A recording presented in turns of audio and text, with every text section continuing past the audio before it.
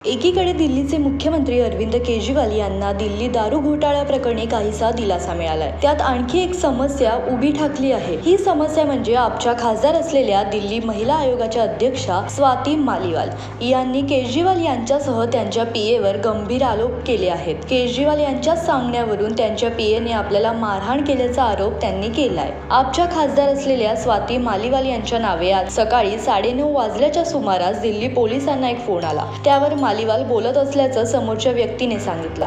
Media के जरिए हमें पता चला है कि स्वाति मालीवाल जी ने पीसीआर को आज सुबह कॉल कर शिकायत करी थी और ये पूरा का पूरा अभद्र व्यवहार स्वाति मालीवाल जी के साथ माननीय मुख्यमंत्री अरविंद केजरीवाल जी की मौजूदगी में उनके ऑफिशियल रेजिडेंस पे हुआ है।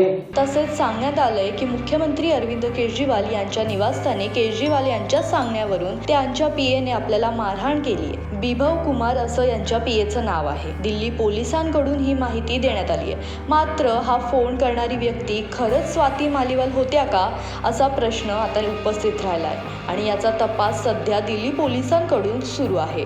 पोलिसांनी याबाबत मालीवाल यांची भेट घेतली असता त्यांनी मारहाण झाल्याचं सांगितलंय। मात्र त्यांनी याबाबत वैद्यकीय तपासणी करण्यास नकार दिलाय। तसेच आपण याबाबत लेखी तक्रार देऊ असं देखील त्यांनी सांगितलं। अग्रिम जमानत पर छूटे दिल्ली के मुख्यमंत्री का आवास विभिन्न कारणों से चर्चा में रहता ही है और इस तरह से अगर किसी महिला के साथ वहाँ उनके कहने पर उनके पीए ने मारपीट की है तो आप समझ सकते हैं कि जिस दिल्ली का मुख्यमंत्री अपने घर पर बैठकर पहले मुख्य सचिव को पिटवाता रहा हो, अब महिलाओं को पिटवा रहा हो।